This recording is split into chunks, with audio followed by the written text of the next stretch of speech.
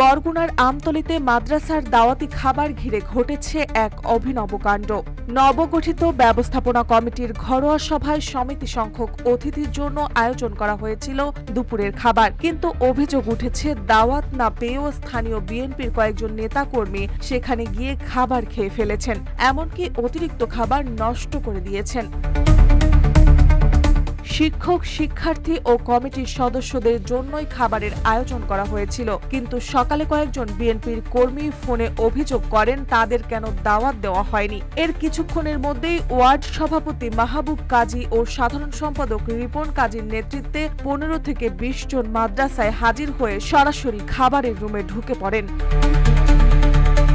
শিক্ষক ও কর্তৃপক্ষের দাবি তারা শুধু খেয়েই ক্ষান্ত হননি, অতিরিক্ত খাবারও নষ্ট করে দিয়েছেন যাতে অন্যরা আর খেতে না পারেন।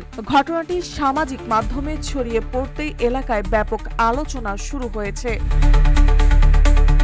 যদিও মাহবুব কাজী অভিযোগ অস্বীকার করেছেন। রিপন কাজীর ফেসবুক পোস্টে মাদ্রাসার ছবি সহ লেখা পিকনিকের স্মৃতি নতুন করে বিতর্ক তৈরি করেছে। মাদ্রাসার অধ্যক্ষ মাওলানা আলী হোসেন স্পষ্ট করে বলেছেন এটি ছিল সম্পূর্ণ ঘরোয়া আয়োজন, রাজনৈতিক কোনো সম্পৃক্ততা ছিল না। উপজেলা বিএনপির সদস্য সচিব তুহিন মৃধা জানিয়েছেন বিষয়টি খতিয়ে দেখা হবে এবং অভিযোগ সত্য হলে সাংগঠনিক ব্যবস্থা নেওয়া হবে।